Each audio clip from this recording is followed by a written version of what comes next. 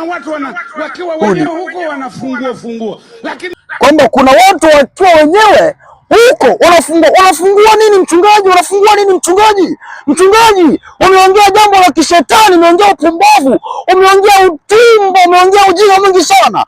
Okay, sawa, wakiwa wenyewe wanafungua, sawa. Swali, je, unapenda wakiwa watu wafungue? Shetani kabisa, yaani kwamba wakiwa wenyewe wanafungua. Swali, je, unapenda wafungue wakiwa kanisani wafungue? Kwamba wakiwa wenyewe wanafungua? Haleluya, haleluya, mtu wa Mungu. Ninakusalimu popote ulipo. Ninaamini upo salama na neema ya Yesu inawe popote ulipo. Ninamshukuru Mungu kwa neema hii ambayo amenineemea kuwa mbele zenu. Niseme mida ya saa 12, niseme ni jioni hii ya leo. Ni kweli ukiangalia mazingira hayaruhusu kabisa kwa asilimia kubwa kuwepo katika mazingira mfano wa haya nilionao sasa hivi, sababu hali ya hewa huko imekuwa mbaya kidogo, ni kama vile hayaniruhusu kuwepo hapa. Na sehemu hii ni mfano wa sehemu ambayo nimeitia kwa ajili ya kulihubiri neno, yani hapa nje kwa asilimia zote. Ninakwenda sehemu zingine zote lakini hapa ndiko mahala penyewe pa kuhubiri habari njema ya ufalme wa Mungu.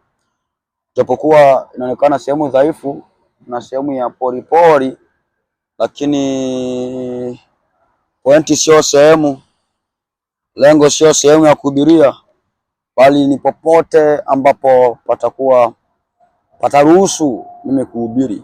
Ndio maana siku hizi nilikuwa siji hapa, lakini leo ndo nimekuja kwa ajili ya kuhubiri neno mahali hapa nilipo. Ni kapori ambako ukikaona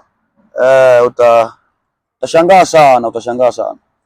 Lakini kwa video hivi kwenye video naona kana kwamba ni sehemu ambayo kwa asilimia kubwa ni kama vile ina quality ama inafaa sana, lakini ukiangalia nilipo saa hizi mbona utachoka sana. Lakini lengo sio huko. Lengo nimekuja na somo ama na onyo ama tumheshimu Mungu katika mazingira yoyote. Cheo ama wazifa wowote isiwe ni sababu ya kumdharau Mungu, ya kumkejeli Mungu, ya kuona Mungu kana kwamba hafai kwa sababu ya kitu ama kile ama neema uliopewa ama baraka uliopewa. Kwa asilimia kubwa huenda ukawa na maisha mazuri kupita hata mimi. Huenda nikawa na mazuri kupita hata wewe. Huenda nikawa ni kijana ambaye ni dhaifu sana kupita hata wewe. Lakini hayo yote hayafaidi chochote. Bali chochote kinakuja kwa sababu una Mungu ndani yako. Kwa asilimia kubwa mimi ni kijana ambaye sijihusishi na chochote kiitwacho cha mahusiano. Ukiniangalia kwa asilimia kubwa ni kijana ambaye sio wa umri wa miaka mingi sana, hapana. Ni mdogo sana. Lakini nikitembea mahala fulani ama nikienda popote na salimiwa sana kwa heshima kubwa sana, kana kwamba ni mtu mzima anayesalimiwa. Wakati mwingine nakaa chini ama akili yangu inasema hivi, watu wakiniona wananichukulia kwa picha gani, ama wananiona ama sura yangu wanaiona namna gani? Mbona salamu hizi hazinifai, hazinistahili? Lakini mbona nasalimiwa kana kwamba ni mfalme, kana kwamba ni mtu ambaye ana mamlaka na cheo chochote. Lakini ukiniangalia mimi ni mtu ambaye sina cheo chochote sehemu yoyote. Wala sina jina lolote ambalo wengi mnajipakiza siku hizi. Lakini jina linakuja ukiwa sawa na Mungu. Matendo yako ndio jina lako. Bwana sifiwe sana. Kwa asilimia kubwa matendo yafanyayo, kwa asilimia kubwa matendo unayoyafanya, hilo ndilo jina lako ambalo utapewa na watu. Na ndio maana leo kuna watu ambao wanaitwa wazinzi. Wamepewa jina la uzinzi, wamepewa cheo cha uzinzi. Kwa nini? Sababu ni wazinzi. Kuna wengine ambao ni makahaba, wakapewa jina kwa sababu ya ukahaba wao. Kwa hivyo matendo yako ndiyo atakuwa jina lako kwa asilimia zote. Sasa mimi nikijiangalia na jinsi ambavyo nachukuliwa, nikana kwamba yani si stahili, lakini yote katika yote ni Mungu ndiye muweza wa yote. Mimi ni mtu mdogo sana, nimepiga hatua ndogo sana katika Mungu, lakini sijasubutu kudharau hatua niliyoipiga katika Mungu. Mimi kijana ambaye nilikuwa mwovu sana, mbaya sana, lakini Mungu amenisaidia sana.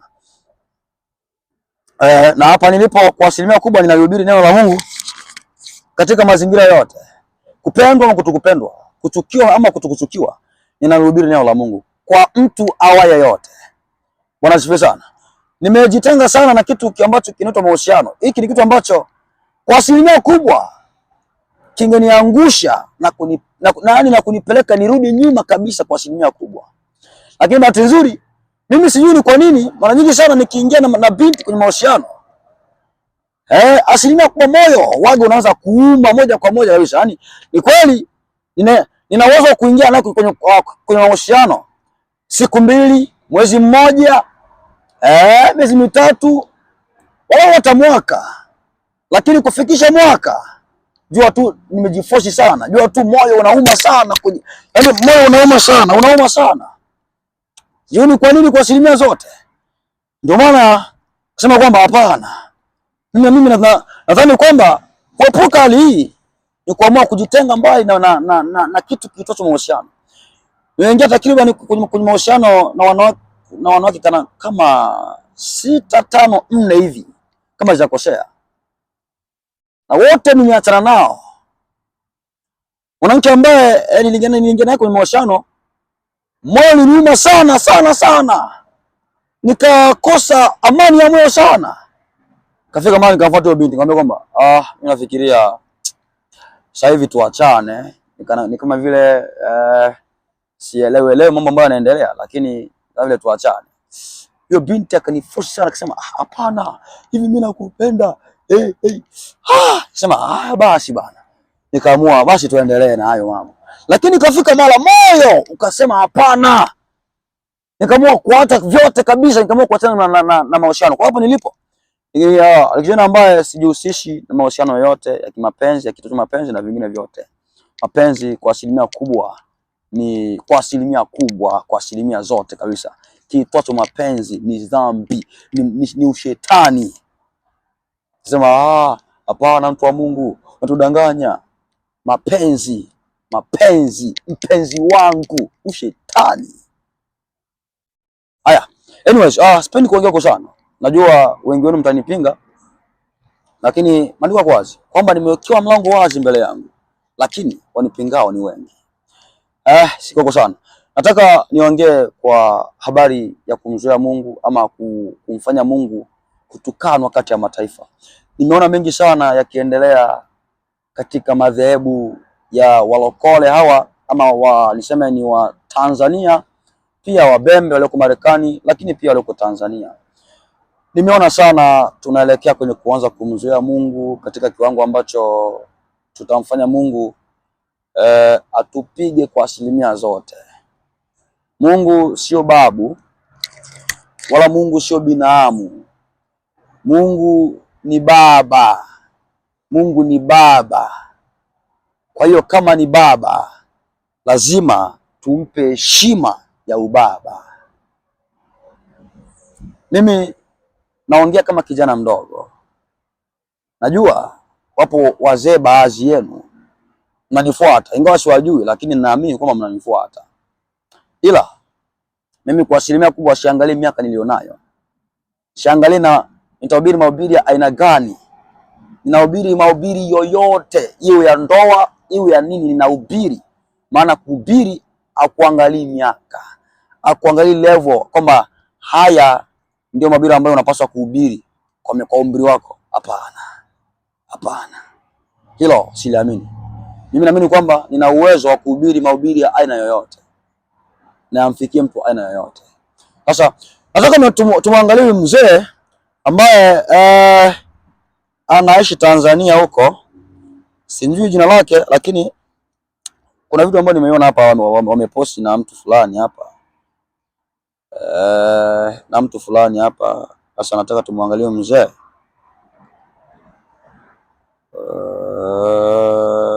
Tumuone huyu mzee.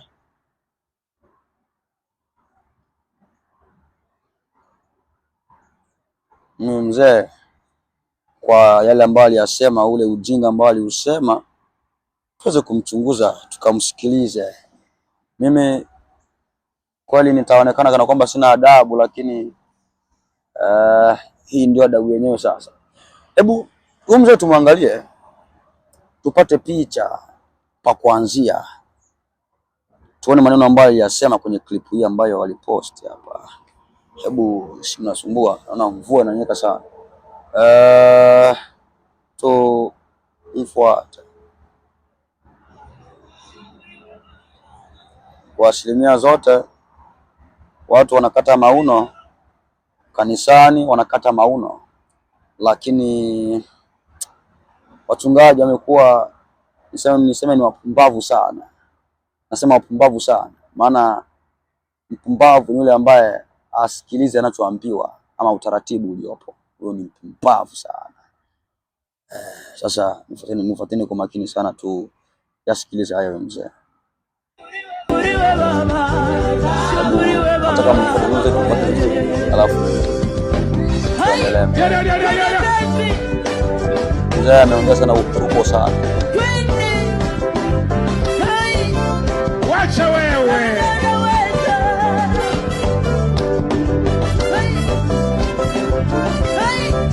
Hebu tulia kidogo. Sikiliza, usimbanie. Yesu ndio alikufinyanga akakupa haya makalio, akakupa mabega, akakupa na nyonyo. We rusha hata nyonyo, rusha ukiweza kulipeleka juu zirudi. Mwenzangu, wazee wetu kwa asilimia kubwa wanahalalisha ukahaba na ushetani huyo Mungu wa mbinguni. Muonyeshe kwamba wewe amekufinyanga, unamwambia mimi mwenzio, mimi nimefurahi ulivyonifanya. Haleluya. Naongea utumbo mwingi sana, Kuna watu wakiwa wenyewe huko wanafungua, lakini wakiwa kwa Yesu eti wanajifanya wenyewe wametoka mbinguni. Wewe wenyewe. Twende situ furahi. Twende.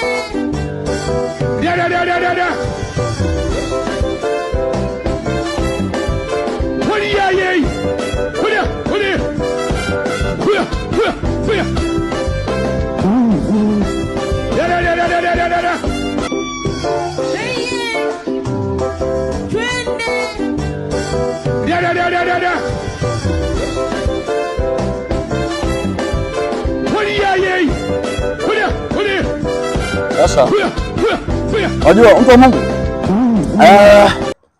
inaongea haya. Hebu kwa nifungua andiko hili la Zaburi kama sijakosea, Zaburi 65 ama 9 hivi. Pia nipe Biblia yangu hapa sini kaonekana mpagani. Zaburi 69 hivi. Maana wivu, okay. Zaburi 69 mstari wake kama mstari wa kitu pale.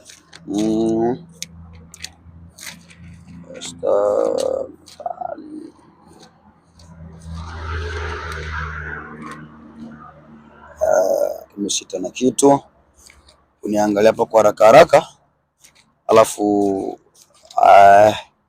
tuingie kwenye kufafanua ambacho huyu mzee aliweza kukisema kwa kwenye clip yake, kwamba watu wakiwa wenyewe wanafungua huko.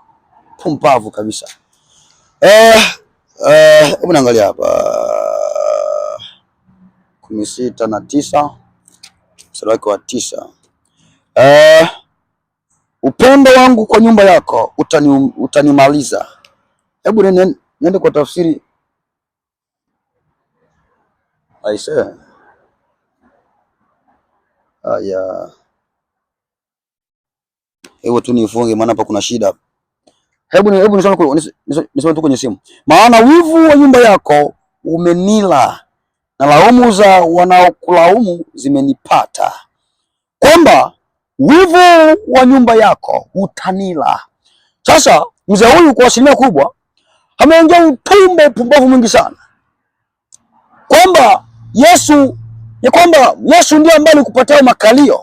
Kwa hivyo makalio hayo usiatie kuwa magumu mbele ya Yesu.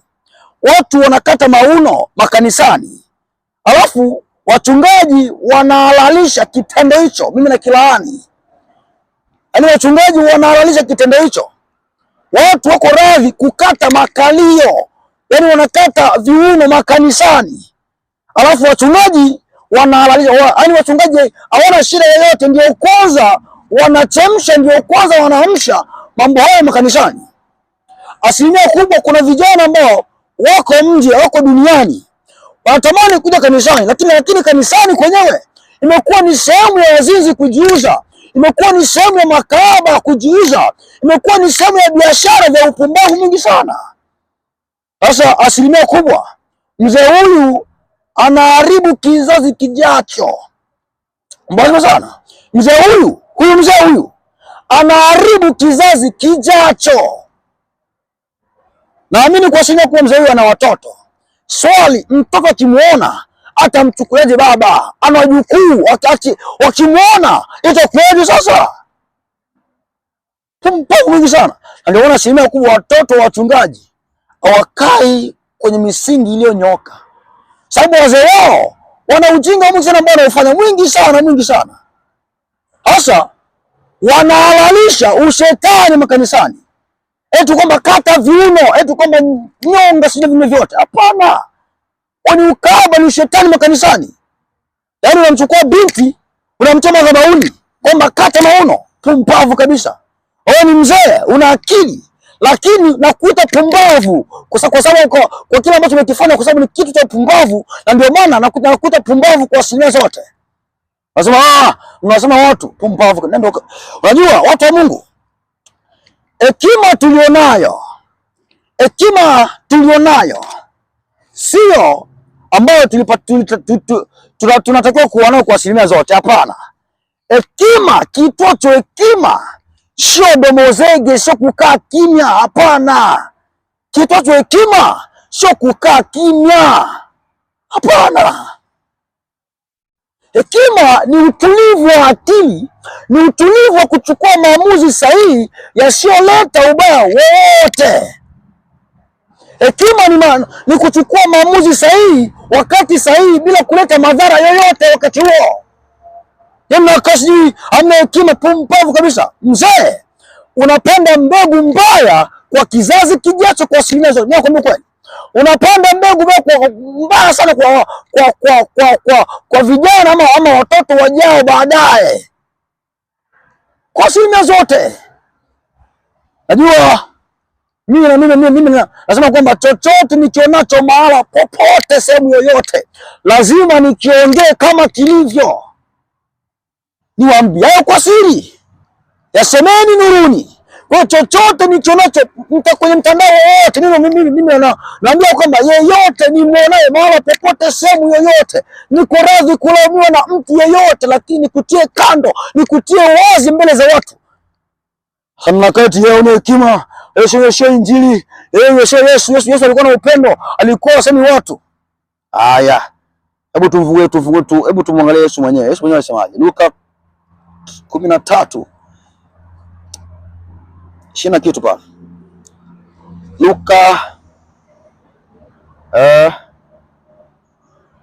umepanda chini sasa kaingia wakati wao mwenye nyumba ipo wakamulia na mzima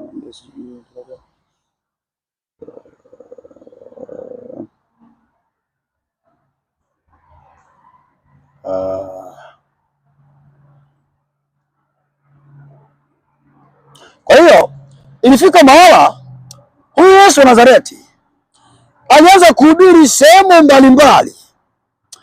Ikafika mahala watu fulani kwamba Yesu, hapana, Yesu natakiwa uondoke hapa, maana huyo Herode anakutafuta aweze kukuua. Yesu wa upendo, Yesu asiyetukana watu, alimwambiaje kwani? Kaambia kwamba nendeni mkamwambie yule mbweha, nendeni mkamwambie yule mbweha Yesu mwenye upendo, Yesu aliye na huruma, asiyetukana yeyote. Unajua ninyi mna akili mbovu sana, akili mbovu sana, kwamba kutukana ni kule unajua kutukana, kumtukana mtu, unajua kumwambia mtu ukweli sio kumtukana. Kumwambia unajua kumtukana mtu ni kumwambia ni kumwambia kile asichokuwa nacho, huko ndio kumtukana mtu. Lakini unamuita vile alivyo, haumtukani mtu wa Mungu. Unajua wewe ni mlevi, alafu nikikuta mlevi na kutukana, hapana. Hapana. Kwa hiyo wazee hawa ndio ambao wameharibu Ukristo, wameharibu kanisa kwa asilimia zote.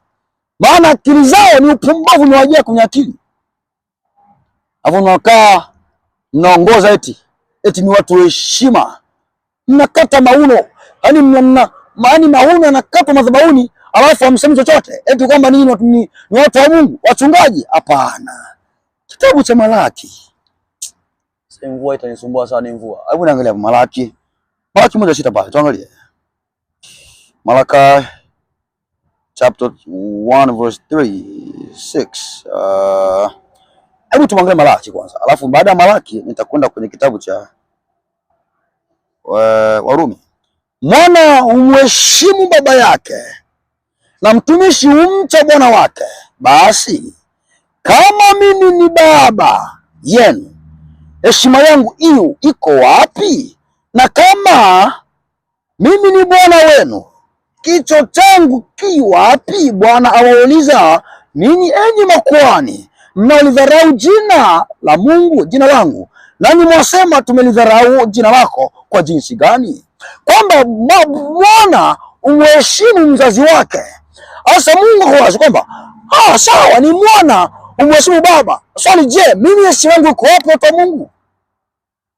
Yaani kanisani kumejaa umalaya, kumejaa ushetani, kumejaa upumbavu na upumbavu huo. Wachungaji ndio ambao wanaingiza ujinga huko kanisani.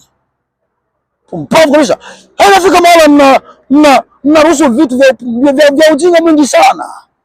Yaani kanisani leo imekuwa ni sehemu ya starehe, sehemu ya kuuza vitu, sehemu ya kutafutia waume kanisani, sehemu ya kutafutia wachumba kanisani. Hapana, kanisani ni mahali pa kuabudu, pa kumtukuza Mungu, pa kumwomba, pa kumsihi Mungu. Kanisani sio mahali pa kutafuta wachumba na wake na waume. Hapana, kanisani ni sehemu ya kumtafuta Mungu na sio sehemu ya kukata maua vingine vitu kwa Mungu. Wachungaji mnafanya ujinga na upumbavu mwingi sana ambao mnazidi kufanya kila utapo leo kwa Mungu.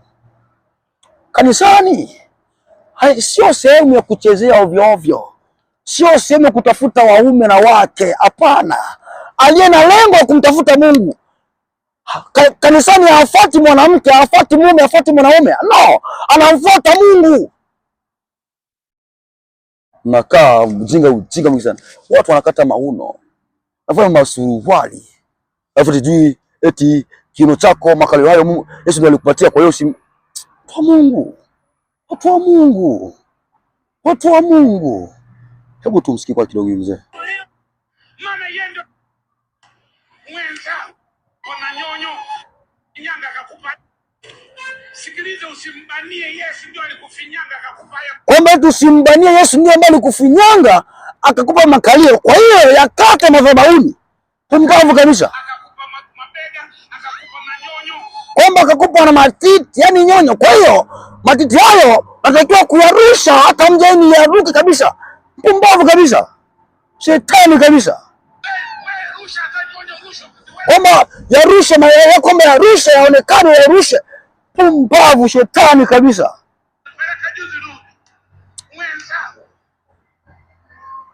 Ukiweza kurusha teke rusha.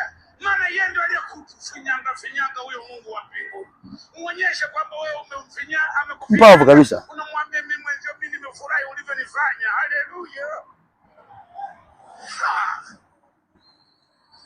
Kuna watu wenyewe huko wanafungua. Kwamba kuna watu wakiwa wenyewe huko unafungua nini mchungaji? Unafungua nini mchungaji? Mchungaji, umeongea jambo la kishetani, umeongea upumbavu, umeongea utumbo, umeongea ujinga mwingi sana. Okay, sawa, wakiwa wenyewe wanafungua, sawa. Swali, je, unapenda wakiwa watu wafungue?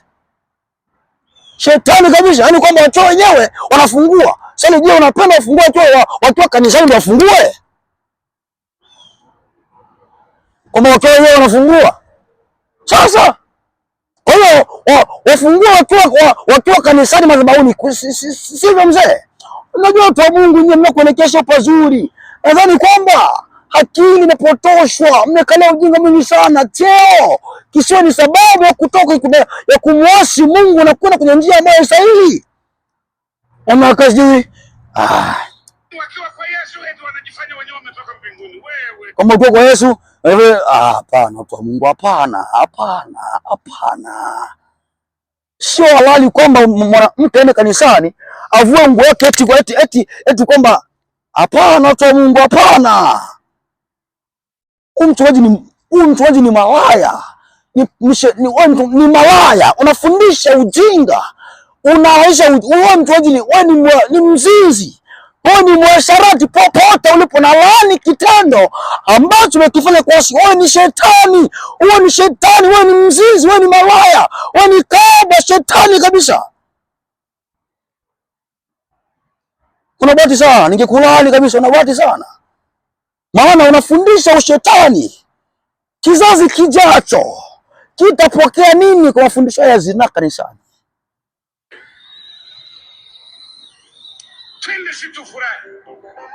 Mpumbavu kabisa. Kitabu cha Yeremia 3:15, nami nitawapa ninyi wachungaji wanipendezao moyo wangu, watakaowalisha kwa maarifa na fahamu. Swali, je, maarifa haya au fahamu hizi au wachungaji hawa, ama Mungu aliwatia wachungaji mfano wa hawa ili kuwapa watu wanaoongoza maarifa mfano wa haya? Hapana. Mchungaji ni mtu anayechunga kondoo ili kwamba kwa 100% kondoo hizo zisipotee popote ziendako. Lakini kwa maneno haya, kwa elimu hizi, elimu za kishetani hizi, kwamba ukiwa kanisani vua nguo watu wakuone, mchezee Yesu ukiwa tauchi madhabahuni. Pumpavu kabisa. Chungaji vipofu. Isaya. Ina haraka hapa.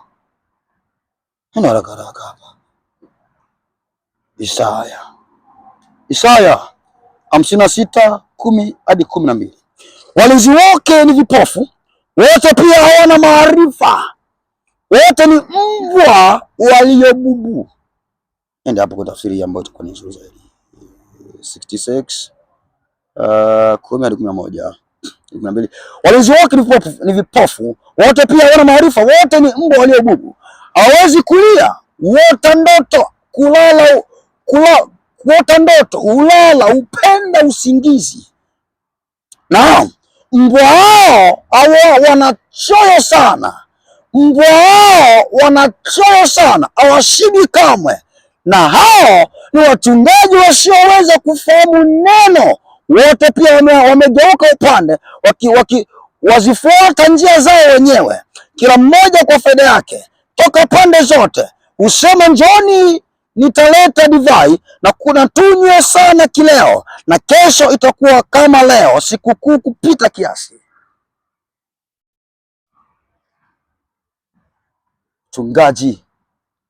Mchungaji sio jina. Mchungaji ni kazi.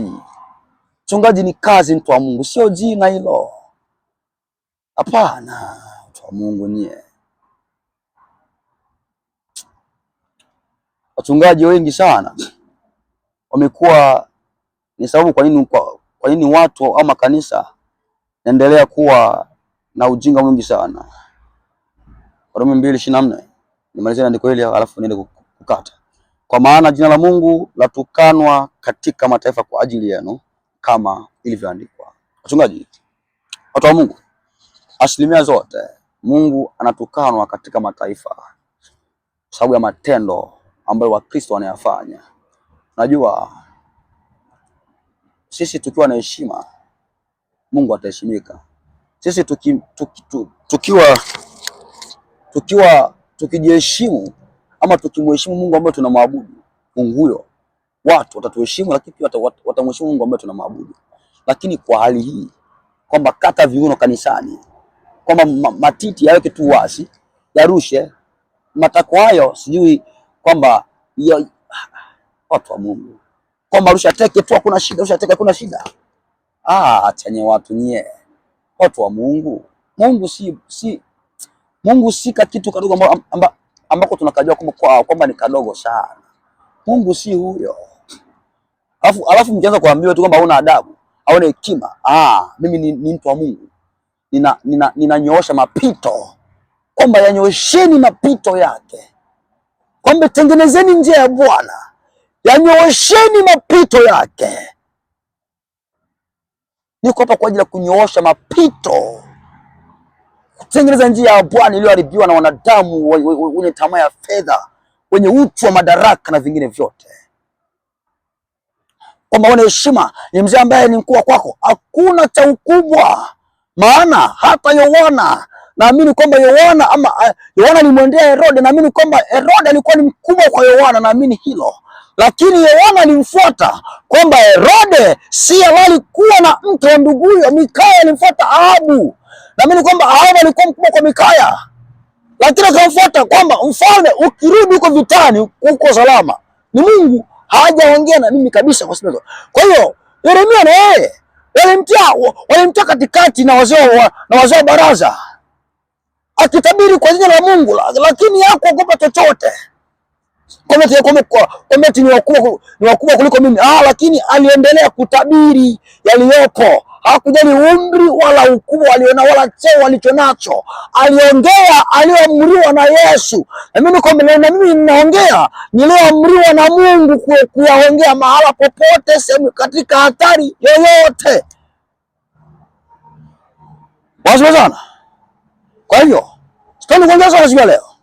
Nataka wachungaji mjitie vizuri sana. Mimi sina hekima yoyote. Hekima imeniondokea, sina hekima yoyote na mtu yeyote. Sina hekima yoyote na mtu yeyote. Sina hofu ya kupoteza chochote. Maana nimeacha vingi sana ambavyo sikutarajia kuvipoteza, lakini vingi sana kwa asilimia kwa nimeviacha ambavyo kwangu vilikuwa naona kana kwamba vina faida fulani, lakini kwa asilimia zote nimeamua kuviacha kwa ajili ya Yesu. Kwa hiyo sina cha kupoteza,